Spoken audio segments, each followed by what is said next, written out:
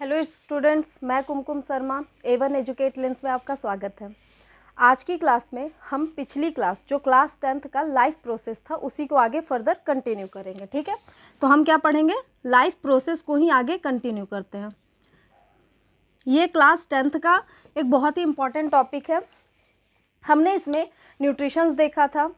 Autotrophic nutritions में mainly हमने photosynthesis देखा था और फोटोसिंथेसिस में हमने 2 एक्सपेरिमेंट किए थे।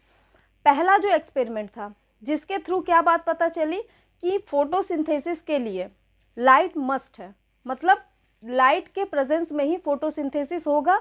ये बात पहले एक्सपेरिमेंट से पता चली थी। और दूसरी बात उससे क्या पता चली थी कि फोटोसिंथेसिस के लिए क्लोरोफिल भी इंपॉर्टेंट होता है। क्या पता चला था कि जो फोटोसिंथेसिस है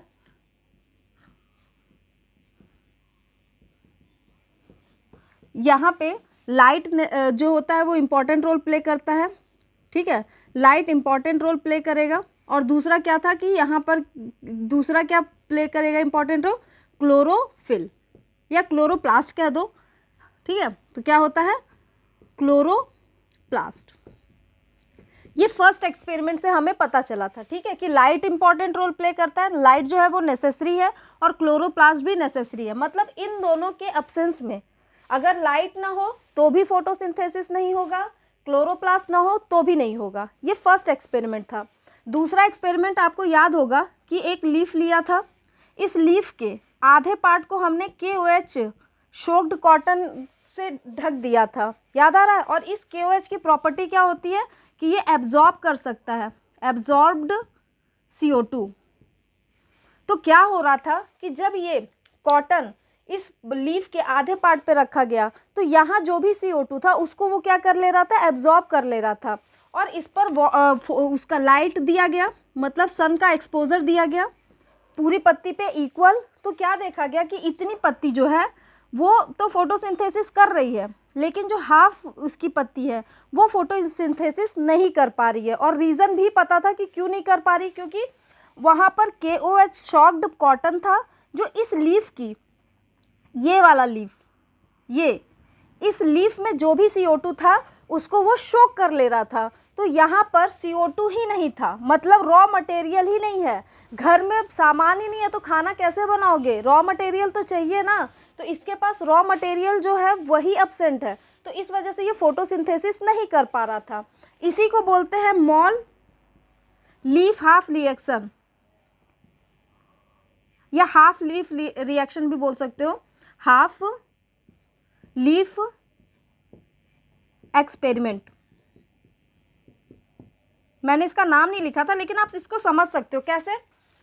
एक ही लीफ के आधे पार्ट पे तो फूड का फॉर्मेशन हो रहा है लेकिन आधे पे नहीं हो रहा है। Half leaf experiment, mall half leaf experiment क्यों कहते हैं, क्योंकि यहाँ पर एक ही लीफ के ऊपर एक्सपेरिमेंट किया गया। आधे पे KOH शॉक्ड कॉटन रख दिया गया और आधे पे नहीं रखा गया। तो आधे में तो फूड बन रहा था क्योंकि इसके पास CO2 था, मतलब रॉ मटेरियल था। और इससे बात क्या निकल के सामने आई कि CO2 भी क्या होता है, फोटोसिंथेसिस के लिए इंपॉर्टेंट रोल प्ले करता है। तो आप समझ गए इसको। अब एक चीज़ और है जिसके बारे में स्टूडेंट्स ने ये क्वेश्चन पूछा गया था, इसलिए मैंने इसको दोबारा से डिस्कस कर दिया। एक और क्वेश्चन था जिसके बारे में क्वेश्चन पूछा था, तो मैं उसको भी डिस्कस करती हूँ। एक्चुअली स्टूडेंट्स, फोटोसिंथेसिस का मैंने इक्वेशन लिखा था। ठीक है, क्या इक्वेशन लिखा था भाई, CO2 चाहिए, हाँ चाहिए, वाटर भी चाहिए, बिल्कुल चाहिए, और लाइट का एक्सपोजर देना पड़ता है, और प्लस क्लोरोप्लास्ट। इसके प्रेजेंस में सबसे पहले क्या बनेगा, ग्लूकोज बन जाएगा और ऑक्सीजन रिलीज हो जाएगी बाई प्रोडक्ट। यहाँ पे मैंने 6 कर दिया, यहाँ भी 6 और यहाँ भी 6। बच्चे को कन्फ्यूज़न ये था कि एक्चुअली में यहाँ पे तो मैंने क्या बताया था कि जो ऑक्सीजन यहाँ रिलीज होता है वो इस वाटर का ऑक्सीजन रिलीज होता है। ठीक है, इस CO2 का ऑक्सीजन कभी भी रिलीज नहीं होता है। आपके लेवल पे क्लास 10th में देखा जाए तो यही एक्सपेरिमेंट दिया है, मतलब यही इक्वेशन दिया है, इसलिए मैंने इस इक्वेशन को लिखा। लेकिन अगर एकदम से सही इक्वेशन आपको लिखना है, गलत नहीं है ये भी, आप कंफ्यूज मत होना, ये भी गलत नहीं है, लेकिन NCERT ने इसको अगर मेंशन किया है तो आपको ये इक्वेशन पता होना चाहिए क्लास 10th के लेवल पे। लेकिन आपने पूछा इसलिए मैं बताती हूँ कि आप इस तरीके से इक्वेशन लिख लो, 6CO2 प्लस 12H2O कर दो। यहाँ पे वही चीज़ें होंगी, मैं दोबारा नहीं लिख रही हूँ। क्या बनेगा, सबसे पहले ग्लूकोज बन जाएगा C6H12O6 प्लस यहाँ पर 6 मॉलिक्यूल ऑक्सीजन तो रिलीज हो जाएगा, मतलब 12 ऑक्सीजन रिलीज हो गया, लेकिन यहाँ पे 6H2O भी रिलीज होता है। ठीक है, तो आप इक्वेशन ये लिखो या ये लिखो, दोनों ही सही है, ये इक्वेशन गलत नहीं है। ठीक है, अगर आपको ऐसा लगता है ना ये इक्वेशन गलत है, नहीं, ये इक्वेशन भी सही है। अगर आपको इसको बहुत अच्छे से समझना है कि ये इक्वेशन कैसे सही हुआ, तो आप थोड़ा सा वेट करो, जब मैं क्लास 11th का फोटोसिंथेसिस पढ़ाऊंगी तो आप इसको समझ जाओगे। ठीक है, अभी मैं उसमें नहीं जाऊंगी क्योंकि वो थोड़ा सा अलग एक लेवल है और वो क्लास 11th में आप समझ जाओगे, तो थोड़ा वेट करो इस चीज़ को भी, ये कॉन्सेप्ट भी आप बहुत अच्छे से समझ जाओगे, ये मेरी गारंटी है। तो आप इस इक्वेशन को लिखो या ये इक्वेशन लिखो, बोथ आर करेक्ट। अब हम बात करते हैं आज का जो हमारा टॉपिक है उसके ऊपर। ठीक है, आई होप यहाँ तक आपने चीज़ों को समझ लिया होगा, और जो चीज़ें आपको थोड़ी सी अभी नहीं समझ में आई तो वो क्लास 10th के लिए इम्पॉर्टेंट नहीं है, तो मैं उतना डीपली वहाँ नहीं जाऊँगी।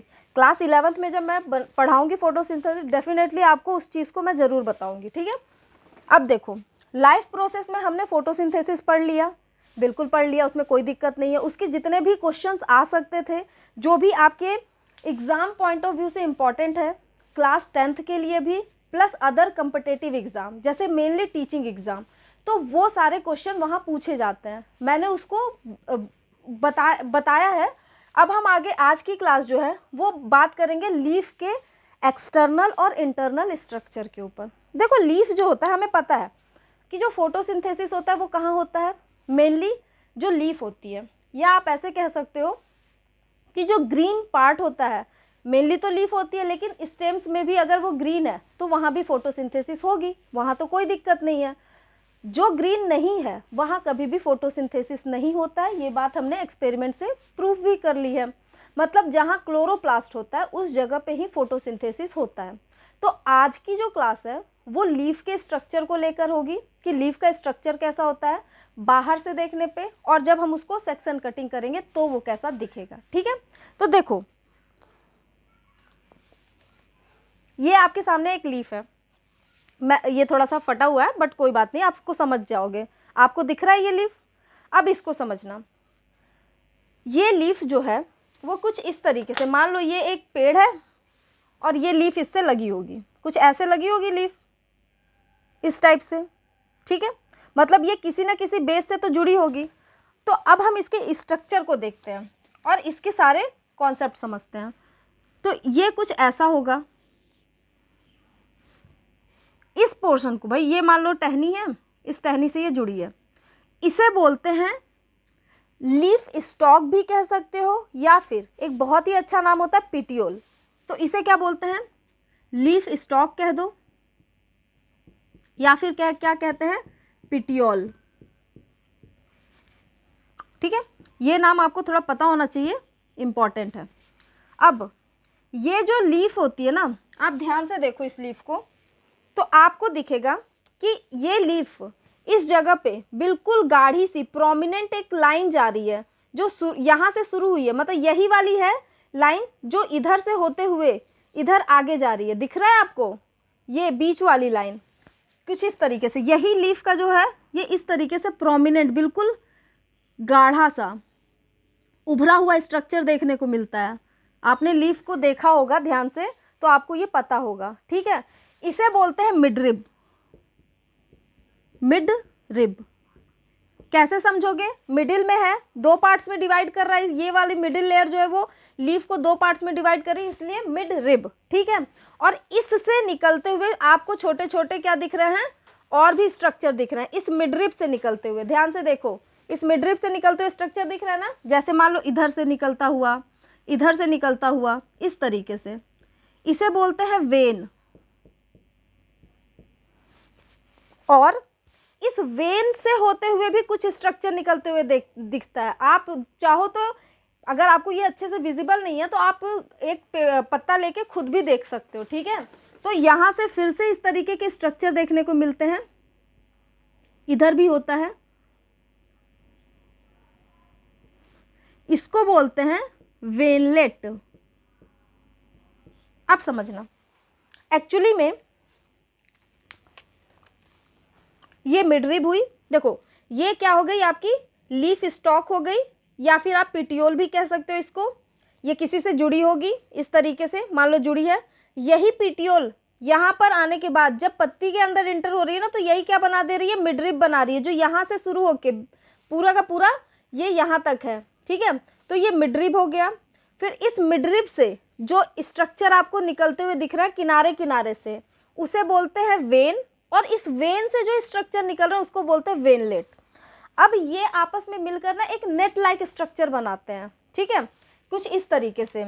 अगर ध्यान दोगे ना तो कुछ ऐसा बन रहा है, ये मान लो ये मिडरिब है, ये वेन है, इस वेन से भी वेनलेट निकल रहे हैं, इधर से भी वेनलेट निकल रहे होंगे, इधर भी वेनलेट निकल रहे हैं। तो ये ना आपस में ना एक दूसरे से ना इस तरीके से जुड़ जाते हैं, इंटरलिंक हो जाते हैं इस तरीके से। तो ये क्या बनाते हैं, एक जाल बनाते हैं। तो इस तरीके का जो भी पैटर्न होता है इसको हम रेटिकुलर वेनेशन कहते हैं। रेटिकुलर का मतलब ही क्या होता है, नेट लाइक, मतलब ये जाल की तरह के स्ट्रक्चर बनाते हैं, ठीक है। तो अगर आपको ये चीज़ फील करना है ना, तो आप एक काम करना, एक पीपल का पत्ता लेना, उसको लाकर आप रख देना, कुछ टाइम बाद जब वो सूख जाए तब आप देखना, तो उस पर आपको ऊपर की लेयर तो हट चुकी होगी, तो आपको वेनलेट्स बहुत अच्छे से दिखेंगे, और वो आपस में इंटरलिंक किए होते हैं बिल्कुल जाल की तरह। तो इसे बोलते हैं रेटिकुलर वेनेशन। चलो कोई ना, आप अगर अभी रेटिकुलर वेनेशन नहीं भी याद रखना चाहते हैं कोई बात नहीं, बट आपको याद होना चाहिए। तो ये मिडरिब है, इससे निकले हुए वेन्स होते हैं, फिर वेन से निकले हुए वेनलेट्स होते हैं। ये आपस में मिलकर क्या करते हैं, ये सारे मिलकर बना देते हैं रेटिकुलर वेनेशन। रेटिकुलर वेनेशन,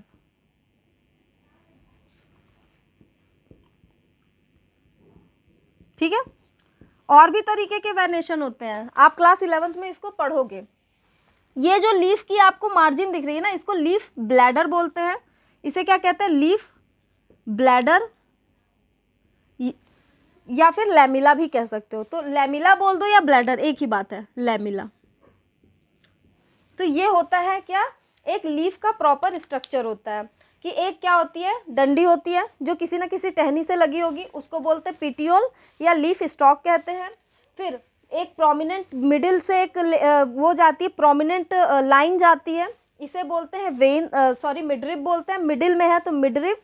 उससे निकलती हुई जो भी स्ट्रक्चर आप देख रहे हो उसे वेन कहते हैं, और वेन से जो स्ट्रक्चर निकल रहा है उसे वेनलेट्स कहते हैं।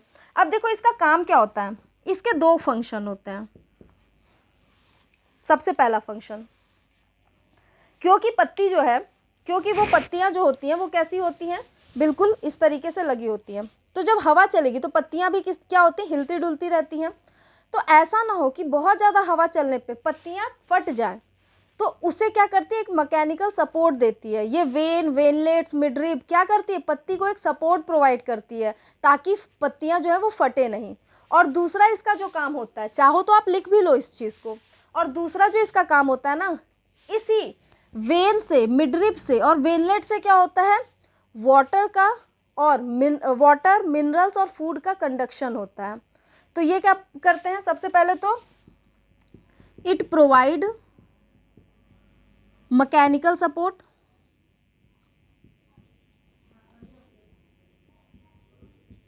ठीक है, मतलब ताकि वो कटे फिटे नहीं, टूटे नहीं, मतलब फटे नहीं, टूटने की तो बात ही नहीं है। और दूसरा क्या करते हैं,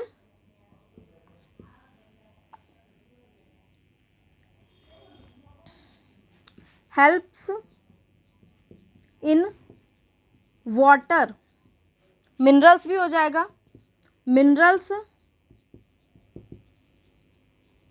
एंड फूड कंडक्शन। और ये बड़ा इंपॉर्टेंट रोल है, क्या होता है, ये वाटर का, मिनरल का और फूड का कंडक्शन करेगा, ठीक है। तो इसी के थ्रू वाटर, मिनरल जो होते हैं वो हर एक पार्ट तक पहुंचते हैं, क्योंकि हर एक पार्ट को क्या चाहिए भाई, मान लो यहाँ खाना बना तो उसे आगे भी भेजना है, तो भी वो हर जगह से खाने को लेगा, फूड को लेगा, दूसरे जगह भेजेगा। तो ये क्या करता है, या फिर पानी को रूट से लेकर आएगा और एक एक सेल तक लेके जाना है, इसीलिए इतना फाइन स्ट्रक्चर पाया जाता है आपके लीव्स में, ठीक है। तो ऐसा नहीं है कि कोई चीज़ आपको सिर्फ डिज़ाइन के लिए दे दिया गया है, हर चीज़ के पीछे लॉजिक है कि ये वेन्स क्यों बने, ये वेनलेट्स क्यों बने, ये मिडरिप क्यों बने, क्योंकि सबसे पहले तो उसको मैकेनिकल सपोर्ट देंगे, मतलब ताकि वो फटे ना। अगर हवा भी चल रही है तो ऐसा नहीं होता कि पत्तियां फट जाएं, क्योंकि उनका स्ट्रक्चर ऐसा होता है, ठीक है।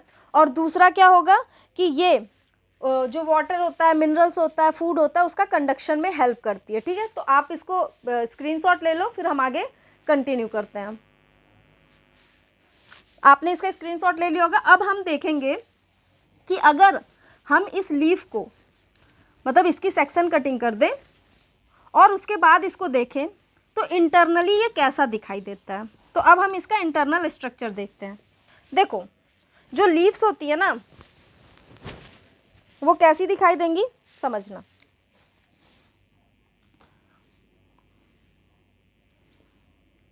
एक ऊपर में लेयर होती है एपिडर्मिस की। क्या होता है एपिडर्मिस, मैंने क्लास 9th में टिश्यू चैप्टर में बताया है, अच्छे से अगर समझना हो तो समझ लो। यहाँ पे मैं सिर्फ नॉर्मल चीज़ें बताती हूँ कि एपिडर्मिस जो होता है वो एक प्रोटेक्टिव लेयर होती है, जो पूरे के पूरे प्लांट्स में, चाहे वो लीफ हो, चाहे स्टेम हो, चाहे रूट हो, हर जगह पाई जाती है, क्योंकि हर एक पार्ट को प्रोटेक्शन चाहिए। तो भाई प्रोटेक्शन के लिए एपिडर्मिस की लेयर होती है। ये बिल्कुल इसी तरीके से होती है जैसे घर में दीवार, भाई प्रोटेक्शन के लिए दीवार बनाते हैं, तो दीवार कैसी होनी चाहिए, पास पास होनी चाहिए या दूर दूर, पास पास। तो ये भी क्या होती है, पास पास होती है, ठीक है। यहाँ पे पास पास कर दो, एक अपर लेयर होती है, एक लोअर लेयर होती है। थोड़ा सुंदर सा बना देती हूँ, चलो। ये लोअर लेयर है, इसके अंदर वैक्यूल होता है, न्यूक्लियस होता है, सारी चीज़ें होती हैं। तो आप कंफ्यूज मत होना, मैं वो चीज़ें नहीं बना रही हूँ अभी। अब क्या होता है कि इसमें जैसे घर में प्रोटेक्शन के लिए दीवार तो होती है, लेकिन बीच बीच में खिड़कियाँ भी तो होती हैं, ताकि बाहर की हवा अंदर आ सके, अंदर की ताज़ी हवा, मतलब बाहर की ताज़ी हवा अंदर आए, अंदर की हवा बाहर जा सके, लाइट आ सके। तो इसी तरीके से इस एपिडर्मिस में भी पता है क्या होता है, कुछ बीच बीच में होल्स होते हैं, मतलब कुछ छेद होते हैं। जैसे मान लो यहाँ पे हो गया, इसको बोलते हैं स्टोमेटा। मैंने इसको बहुत अच्छे से डिस्कस किया है क्लास 9th में, आप चाहो तो उसे देख सकते हो। यहाँ पे भी एक बना देते हैं स्टोमाटा। यहाँ से ही गैसियस एक्सचेंज होता है, ठीक है, क्योंकि हमने पढ़ा है फोटोसिंथेसिस में कि गैसियस एक्सचेंज होगा, CO2 अंदर आएगा तभी तो खाना बनेगा ना। रॉ मटेरियल क्या था, CO2 ही था, और बाई प्रोडक्ट ऑक्सीजन जो है वो बाहर निकलेगा। तो इसी गेट के थ्रू, इसी खिड़की के थ्रू वो बाहर जाएगा, जिसको हमने क्या बोला, स्टोमाटा कहा है। यहाँ पे भी होंगे, आप चाहो तो यहाँ पे बना लो एक, ठीक है। तो ऊपर भी होते हैं, नीचे भी होते हैं। अब देखो क्या होता है, इसमें दो तरीके के ना सेल्स होते हैं। जो आपकी लीफ होती है ना, उसमें दो तरीके के सेल्स होते हैं। एक होते हैं लंबे लंबे और बिल्कुल पास होते हैं, क्लोजली पैक्ड होते हैं, इसे बोलते हैं पैलिसेड। कुछ इस तरीके से, कैसे होते हैं, लंबे लंबे होते हैं और एक दूसरे के बिल्कुल पास पास होते हैं। इनकी दोस्ती बड़ी अच्छी है, तो ये हमेशा एक दूसरे के पास पास ही बैठेंगे, ठीक है। मैं थोड़ा ऐसे बना दे रही हूँ, आप अच्छे से कर लेना इसको, ठीक है। आपको सिर्फ समझाना है मुझे, तो मैं ज़्यादा फाइन स्ट्रक्चर नहीं बना रही। तो ये कैसे होते हैं, लंबे लंबे होते हैं, और इनके अंदर ना क्लोरोप्लास्ट पाया जाता है। जैसे ये मान लो क्लोरोप्लास्ट है, यहाँ भी क्लोरोप्लास्ट है, सब में होगा, मैंने बस एक दो में बना दिया, आप समझ लेना। इनमें क्लोरोप्लास्ट पाया जाता है, बिल्कुल लंबे लंबे होते हैं, इनको बोलते हैं पैलिसेड सेल। क्या बोलेंगे, पैलिसेड सेल्स। जो इसके दूसरे सेल्स होते हैं ना, वो क्या होते हैं, दूर दूर होते हैं, कुछ ऐसे इस तरीके से। मान लो ये एक यहाँ, एक यहाँ, एक यहाँ, इस तरीके से। इनके बीच में ना स्पेस पाया जाता है, एयर स्पेस।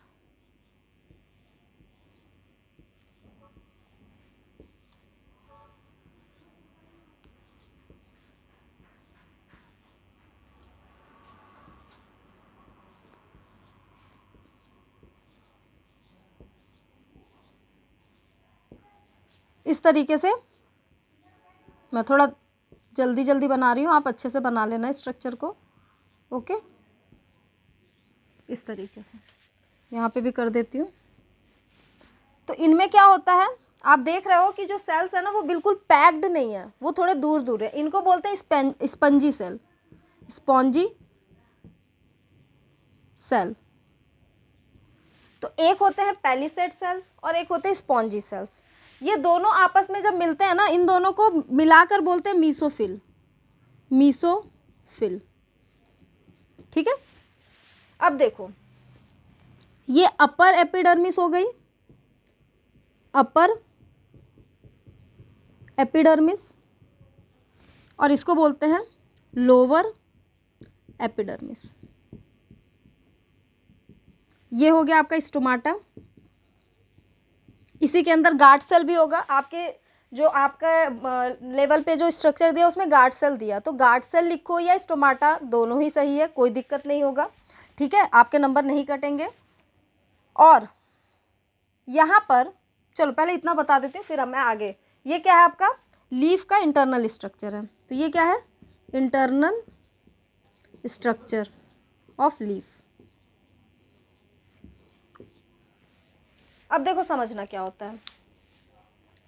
जो लीफ होती है उसका एक अपर एपिडर्मिस होगा, एक लोअर एपिडर्मिस हो जाएगा। ठीक है, इसमें दो तरीके के सेल्स पाए जाते हैं, एक होता है पैलिसेड सेल्स और एक होता है स्पॉन्जी सेल्स। जो पैलिसेड सेल्स होते हैं वो कैसे होते हैं, इलोंगेटेड होते हैं, लंबे लंबे होते हैं और क्लोजली पैक्ड होते हैं, एक दूसरे के बड़े पास पास होते हैं, इनकी दोस्ती बड़ी गहरी है।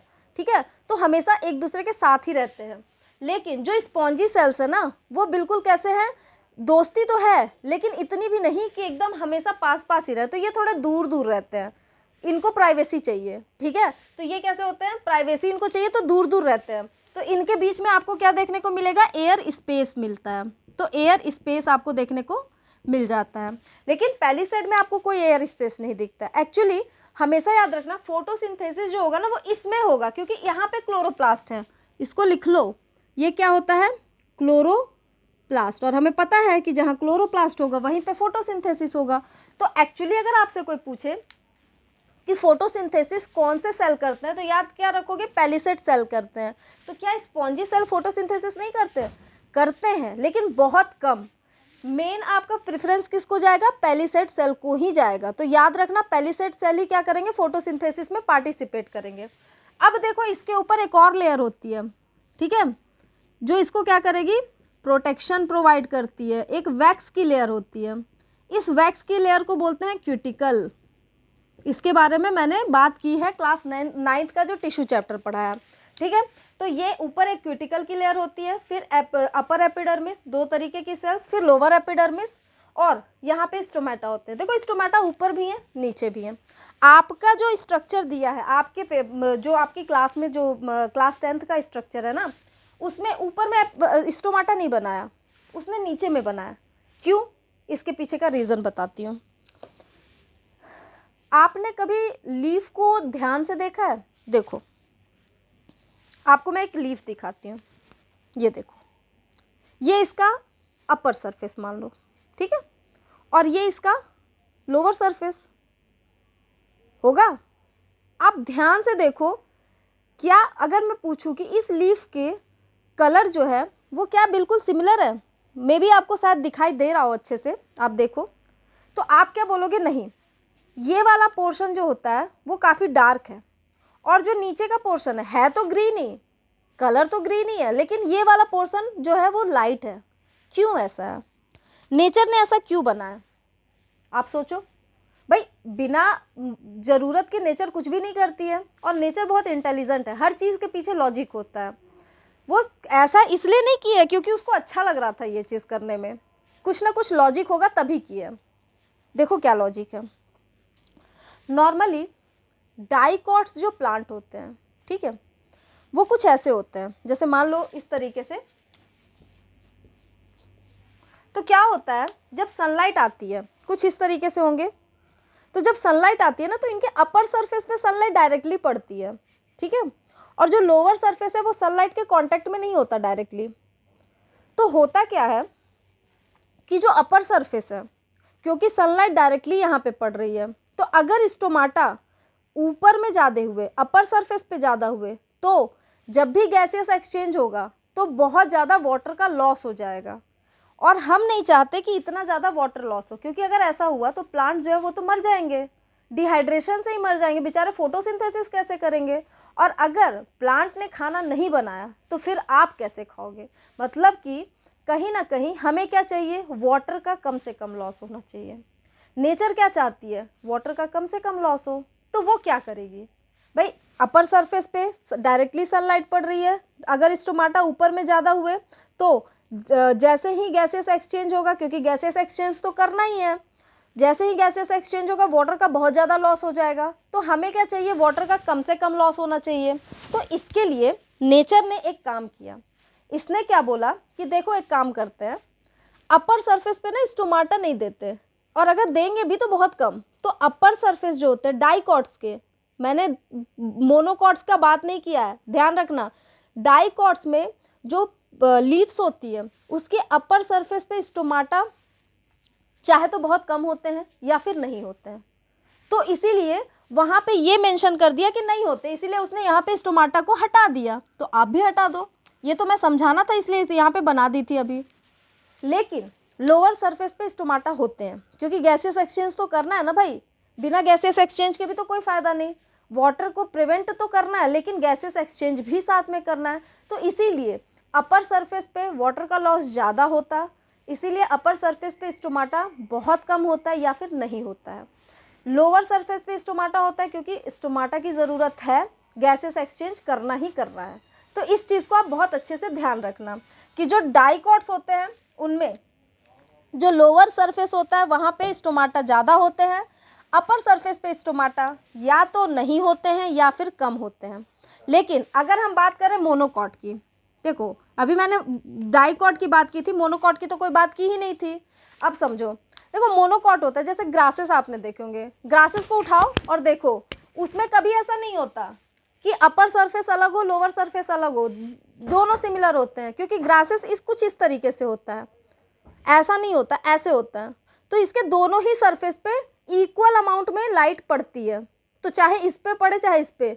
तो यहाँ पर स्टोमाटा इस तरीके से नहीं है, ग्रासेस इस तरीके से है, तो इक्वल अमाउंट में पड़ रही है लाइट, कुछ ऐसा होता है। मान लो ये ग्रासेस है तो इस पे लाइट पूरी पड़ रही है, ठीक है, इधर भी पड़ रही है इधर भी पड़ रही है। तो लोअर सरफेस या अपर सरफेस, इसीलिए ग्रासेस जो होते हैं ना वो एक ही कलर के होते हैं, ध्यान देना जाकर, अगर नोटिस नहीं किया होगा ना अब नोटिस करो तुम इस बात को कि क्यों होता है, पीछे का लॉजिक क्या है, मैंने आपको बता दिया। इसीलिए ग्रासेस में इक्वल होते हैं, अपर सरफेस या लोअर सरफेस दोनों ही जगह स्टोमाटा सेम होते हैं। पीछे का लॉजिक समझ गए। तो ये इंटरनल स्ट्रक्चर होता है, आप इसको बना लो, फिर हम स्टोमाटा की बात करते हैं। हाँ, इसमें एक चीज़ और समझ लेना, देखो चलो गैसेस एक्सचेंज तो यहाँ से हो गया, यहाँ से तो चलो CO2 अंदर आ जाएगा और O2 बाहर निकल जाएगा, लेकिन हमने पढ़ा है कि CO2 के साथ वाटर भी तो चाहिए। अब ये वाटर कहाँ से आएगा, सोचो सोचो सोचो भाई, वाटर के लिए तो यहाँ से वाटर तो नहीं आएगा, ये तो गैसियस एक्सचेंज बस करता है, यहाँ से वाटर का लॉस जरूर होता है लेकिन वो वेपर फॉर्म में होता है, हम आगे पढ़ेंगे। तो वाटर कहाँ से आएगा, एक्चुअली यहीं पे कहीं पे आपका ना, जब आपके स्ट्रक्चर आपके मतलब लेवल पे तो नहीं दिया, लेकिन याद रखना, मान लो यहाँ वस्क्यूलर बंडल होता है, तो इस वस्क्यूलर बंडल के थ्रू क्या होता है, वाटर आता है, ठीक है। बस अभी के लिए इतना ही समझो, आगे हम पढ़ेंगे चीज़ों को, तो इतना समझ लो। तो आई थिंक आप यहाँ तक समझ गए होंगे इंटरनल स्ट्रक्चर लीफ की किस तरीके का होता है। दो तरीके के होते हैं, पैलिसेड सेल, स्पॉन्जी सेल, इनको बोथ दोनों को मिला के मीसोफिल कहते हैं। अपर एपिडर्मिस होती है, लोअर होती है। अपर पे स्टोमाटा क्यों नहीं बना है, लॉजिक बता दिया। मोनोकॉट्स में स्टोमाटा जो होते हैं दोनों ही सरफेस पे इक्वल होते हैं, डाइकॉट्स में ऐसा नहीं होता, अपर सरफेस पे कम होते हैं या नहीं होते हैं, लेकिन लोअर सरफेस पे होते हैं, ठीक है। तो ये आपका पूरा स्ट्रक्चर है। अब हम बात करते हैं किसकी, आप स्क्रीनशॉट ले लो, हम आगे देखते हैं। अब हम बात करेंगे स्टोमाटा की, क्या होता है स्टोमाटा, किस तरीके का स्ट्रक्चर रखता है, सब चीज़ों के बारे में। देखो थोड़ा थोड़ा क्लास 9th में आपने पढ़ा होगा कि जो स्टोमेटा होते हैं वो लीव्स में पाए जाते हैं, और इन्हीं के थ्रू क्या होता है, फोटोसिंथेसिस होता है। भाई गैसियस एक्सचेंज यही कर रहा है ना, तो अगर ये अपना काम ना करें तो फोटोसिंथेसिस नहीं हो पाएगा। तो फोटोसिंथेसिस में इनका बड़ा रोल होता है, तो इनको तो पढ़ना ही है भाई। इन महानुभावों को तो बिना पढ़े आप जा नहीं सकते। देखो क्या होता है, नॉर्मली हम पढ़ते हैं कि एपिडर्मिस की जो लेयर होती है उसके बीच बीच में कुछ होल्स होते हैं, जिसे हम क्या बोलते हैं, स्टोमाटा कहते हैं। यही पढ़ा है ना कि एपिडर्मिस की एक लेयर है, उसके बीच बीच में कुछ होल्स हैं और उसको स्टोमाटा कहते हैं। चलो ठीक है, मान लेते हैं भाई। आप बोल दी मैम तो हम मान लिए, आप इसको थोड़ा समझा दो, ठीक है। मान लो ये होल है, ठीक है, इसे बोलेंगे स्टोमाटा, बोलेंगे नहीं। याद रखना, हम नॉर्मली अपनी लैंग्वेज में या डेली जो भी हम बातें कहते हैं उसमें ये कह देते हैं कि एपिडर्मिस की एक पूरी लेयर होती है और उसमें बीच बीच में गैसियस एक्सचेंज के लिए कुछ होल्स होते हैं जिसको स्टोमाटा कहते हैं। पर एक्चुअली में इस होल को स्टोमाटा नहीं कहते हैं। किसको कहते हैं समझो, इस होल को बोलते हैं स्टोमैटल अपर्चर या फिर पोर। आपके लेवल पे पोर लिखा है तो हम पोर हिप की बात करेंगे, ठीक है। अपर्चर हटा देते हैं, नहीं तो आप में भी शायद कंफ्यूज हो जाओ। तो स्टोमैटल अपर्चर बोल दो या होल बोल दो, हम होल बोल देते हैं। पोर, सॉरी पोर, लेकिन अच्छा वर्ड होता है स्टोमैटल अपर्चर। तो मैं लिख दूं क्या, चलो इतना तो यार समझ ही लोगे, तो लिख देते हैं अपर्चर। मतलब ये जो होल आपको दिखाई दे रहा है उसे हम क्या बोलते हैं, स्टोमैटल अपर्चर या फिर पोर कहते हैं। और इस होल को प्रोटेक्ट करने के लिए दो गार्ड आते हैं। भाई प्रोटेक्शन चाहिए ना, तो गार्ड की तो ज़रूरत होगी ही। इस गार्ड को बोलते हैं, इसे क्या बोलते हैं, गार्ड सेल, ठीक है। और इन दोनों को जब मिलाते हैं ना तो हम बोल देते हैं स्टोमाटा या स्टोमेटा। तो एक्चुअली में स्टोमेटा क्या है, ये क्या होता है, stomatal aperture plus guard cell, इन दोनों को मिलाकर ही क्या बोलते हैं, स्टोमेटा बोलते हैं। तो अब याद रखना कि सिर्फ पोर को कभी भी स्टोमेटा नहीं कहेंगे, ये समझाने के लिए था। अब मैं स्ट्रक्चर बनाती हूँ कैसे होता है, ये तो सिर्फ समझाने के लिए मैंने बताया कि एक्चुअली में हम कंफ्यूज हो जाते हैं, बहुत बच्चे कंफ्यूज हो जाते हैं कि अरे पहले तो पोर बोला, अब ये पोर को क्यों नहीं बोल रहे हैं, क्या प्रॉब्लम आ रही है, इसको ऐसा क्यों कह रहे हैं। तो आप समझो, एक्चुअली में जो स्टोमाटा होता है वो बनता कैसे है, ये गार्ड सेल और ये गार्ड सेल जब आपस में मिलते हैं तो इसके बीच में पोर का फॉर्मेशन हो जाता है। तो पोर अलग से नहीं होता है, एक्चुअली गार्ड सेल ही मिले और उससे पोर बन गया, इनके इनक्लोजिंग से बना। तो क्या होता है कुछ इस तरीके से, मान लो ये एक गार्ड सेल है और ये दूसरा गार्ड सेल है, और इन दोनों के मिलने से यहाँ पर क्या बन गया, स्टोमैटल अपर्चर। तो अब इसको लिख दो, ये क्या हो जाएगा, थोड़ा मैं दूर लिखती हूँ क्योंकि मुझे और भी चीज़ें बतानी है। गार्ड सेल, ठीक है, इसमें आपको क्या देखने को मिलता है, क्लोरोप्लास्ट। इसके अंदर क्या होता है, क्लोरोप्लास्ट होता है। तो ये क्या हो गया आपका, क्लोरोप्लास्ट। और इस बीच को जो पोर्शन है, जो पोर दिख रहा है आपको, जो गार्ड सेल के दोनों के मिलने से बना है, इसे बोलते हैं स्टोमैटल पोर या अपर्चर, ठीक है। और इसको प्रोटेक्ट करने के लिए कुछ एसेसरी सेल्स भी होते हैं या बोल सकते हो सब्सिडरी सेल्स, ठीक है। ये क्या होते हैं, इस गार्ड सेल को प्रोटेक्शन दे रहे हैं। भाई इनको भी गार्ड है लेकिन इनको भी प्रोटेक्शन चाहिए, तो इनको जो देते हैं वो होते हैं एसेसरी सेल या फिर बोलते हो सब्सिडियरी सेल्स, ठीक है। तो ये एक नॉर्मल क्या होता है आपका, स्टोमाटा होता है। ये क्या है, स्टोमाटा का स्ट्रक्चर है। अब मैं इसका डेफिनेशन लिखती हूँ।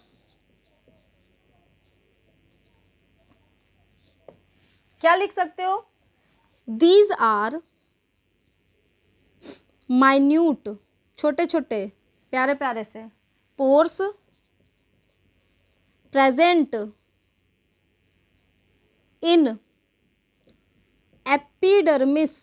कहाँ पे प्रेजेंट है, epidermis of leaf and some stem, सब में नहीं लेकिन कुछ स्टेम्स में भी हो सकता है, ठीक है।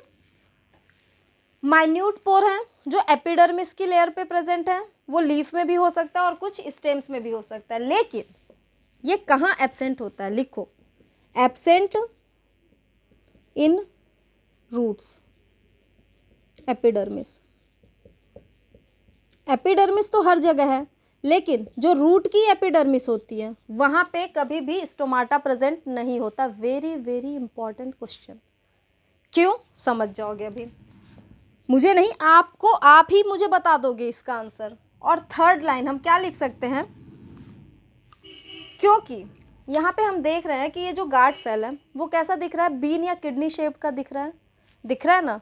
तो ये दोनों बीन या किडनी शेप के जो गार्ड सेल हैं वो आपस में मिले और क्या बना लिए, स्टोमाटा को बना लिए, फॉर्म कर दिए।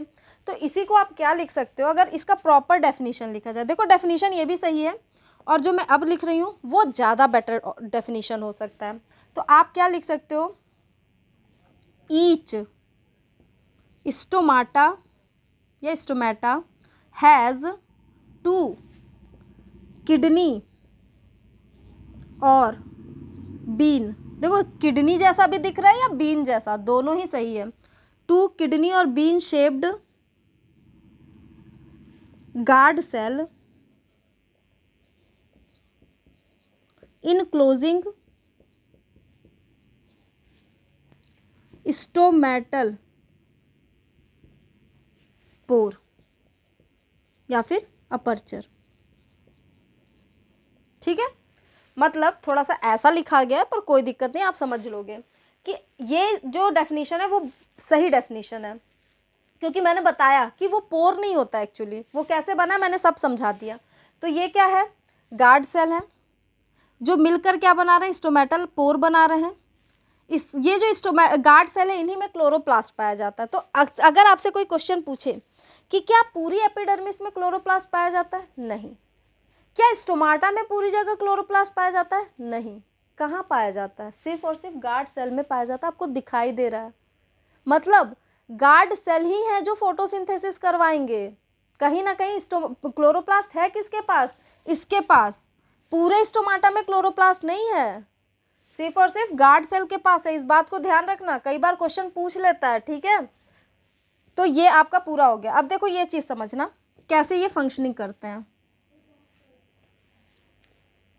देखो होता क्या है कि मान लो ये गार्ड सेल है, ठीक है, ये एक गार्ड सेल, ये दूसरा गार्ड सेल, ये आपस में आकर इस तरीके से जुड़े हुए हैं। अब क्या होगा, जैसे जैसे वाटर जो है वो अंदर आएगा, यहाँ ऑस्मोसिस की प्रोसेस होगी, higher to lower concentration water move करेगा, हम आगे पढ़ेंगे। तो क्या होगा, जैसे जैसे वाटर अंदर आएगा तो वाटर क्या करेगा, एक प्रेशर देगा जिसकी वजह से इसकी वॉल पे प्रेशर पड़ेगा, और ये जैसे ही वाटर अंदर आएगा ये फूलेगा, और फूलने के बाद ये कुछ ऐसा हो जाएगा। फील करो आप इसको, वाटर इधर से अंदर आया, इधर से अंदर आया, ये फूल रहा है, फूलते फूलते ये कुछ ऐसा। तो जैसे ही वाटर अंदर आएगा ये फूलेगा, और फूलने के बाद ये क्या हो जाएगा, ओपन हो जाएगा। अब वहाँ पे फोटोसिंथेसिस हो जाएगी, क्योंकि अब ये जो होल है, जो क्या है, स्टोमेटल पोर है, अपर्चर है, ये ओपन हो गया। अब यहाँ से गैसियस एक्सचेंज हो जाएगा। अब जब नीड नहीं है फोटोसिंथेसिस की, जब इसको गैसियस एक्सचेंज नहीं करना है, तो ये क्या हो जाएगा, धीरे धीरे खुद ही जैसे जैसे पानी बाहर निकलेगा तो ये धीरे धीरे बंद हो जाएगा। तो क्या हो रहा है, एक जब वाटर अंदर आ रहा है, इस सेल के अंदर आ रहा है, गार्ड सेल के अंदर आ रहा है, तो जो सेल की दीवार है वो फूल रही है। पानी के भरने से क्या होता है, फूलता है ना, कोई भी चीज़ फूल जाता है, तो उसी तरीके से फूल रही है। तो एक प्रेशर के कारण क्या हो रही है, इसकी वॉल इस तरीके से अलग हो जा रही है, और ये स्टोमाटा जो होता है या स्टोमेटल अपर्चर जो है वो ओपन हो जाएगा। जैसे जैसे पानी बाहर निकल रहा है, तो एक तो ऑस्मोसिस हुआ, एक एंडो ऑस्मोसिस हो गया, ठीक है। मतलब पानी जो है बाहर निकल रहा है, तो वहाँ पे क्या होगा, जो भी स्टोमाटा है वो धीरे धीरे पिचक जाएगा, तो क्लोज हो जाएगा, क्योंकि पानी निकला तो फिर वो अपने पहले जैसे शेप में आ जाएगा। तो यहाँ पे आप चाहो तो इसको स्क्रीनशॉट ले लो, फिर मैं आगे इसको क्लियर कर देती हूँ। और हाँ, एक चीज़ और याद रखना, ये जो स्टोमाटा का स्ट्रक्चर हमने बनाया ना, एक्चुअली वो डाइकॉट का है, ठीक है। मोनोकॉट में हमेशा स्टोमाटा जो होता है, मोनोकॉट में क्या होता है, डंबल शेप होता है।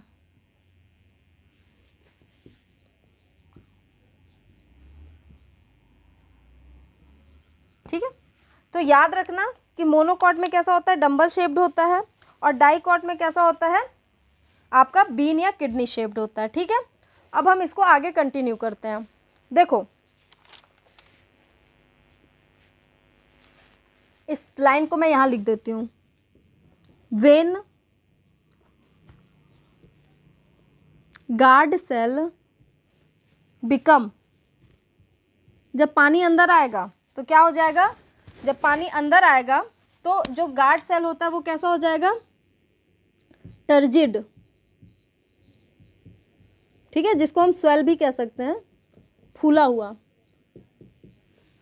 जब गार्ड सेल जब पानी अंदर आएगा तो गार्ड सेल कैसा हो जाएगा, फूल जाएगा, जिसकी वजह से स्टोमाटा क्या हो जाएगा, स्टोमाटा ओपन। और दूसरी लाइन भी लिख लेते हैं, वेन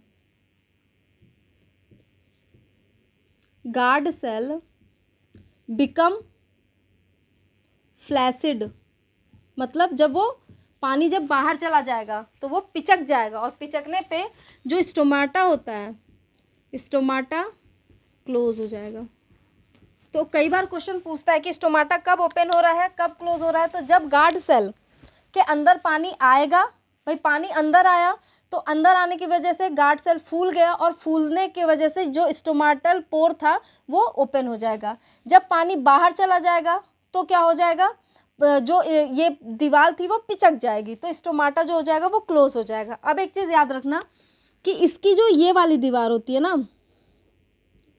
ये थोड़ी थिक होती है। ठीक है, मोटी होती है। क्यों होती है, सिंपल सी बात है भाई, समझो क्यों होती है ये मोटी, और ये दीवार पतली होती है। क्योंकि जैसे ही पानी अंदर आया तो ये प्रेशर देगा, तो ऐसा ना हो कि प्रेशर जब इसके ऊपर पड़े तो ये ओपन होने की जगह रप्चर हो जाए, टूट जाए।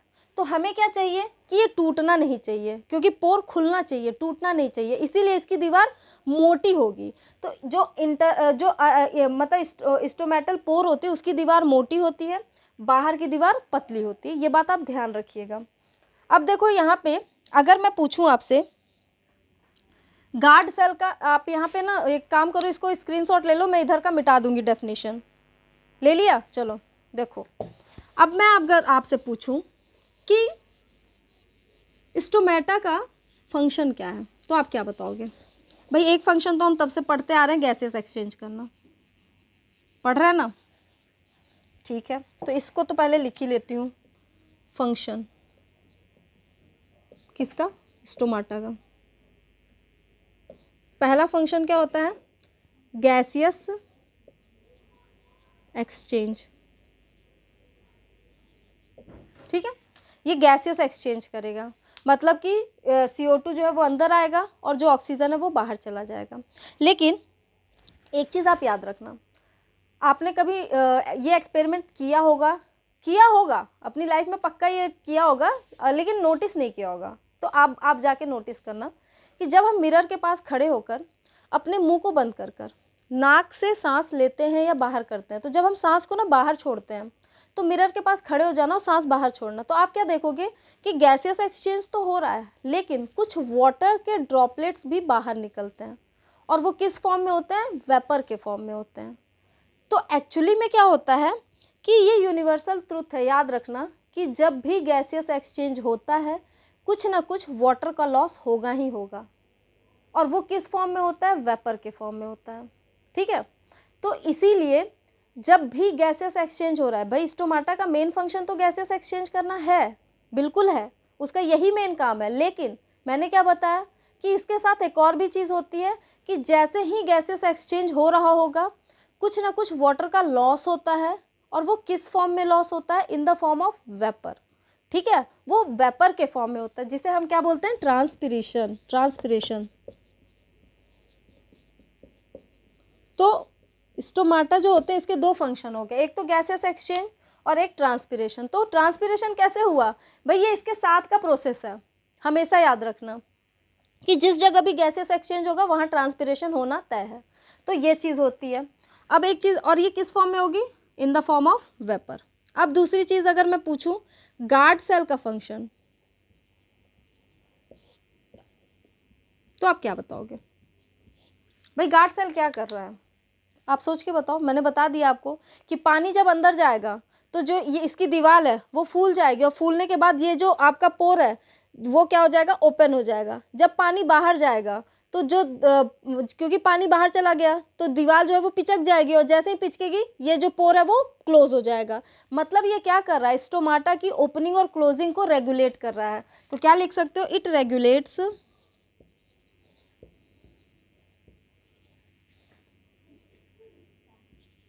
Stomatal opening and closing. ठीक है, तो ये याद रखना कि इसका काम क्या होता है। और अगर कोई पूछे कि क्लोरोप्लास्ट एक्चुअली में कहाँ पाया जाता है, तो पूरे एपिडर्मिस में नहीं पाया जाता। मैं दोबारा से आपको बता रही हूँ, ना ही पूरे स्टोमाटा में पाया जाता, सिर्फ और सिर्फ गार्ड सेल में पाया जाता है। ओके, तो ये बात भी आप ध्यान रखना। और अगर पूछे कि सब्सिडरी सेल्स का क्या काम है, तो क्या बताओगे? कि ये क्या करता है? गार्ड सेल को प्रोटेक्शन देता है। तो सब्सिडरी सेल क्या कर रहा है? It protect guard cell.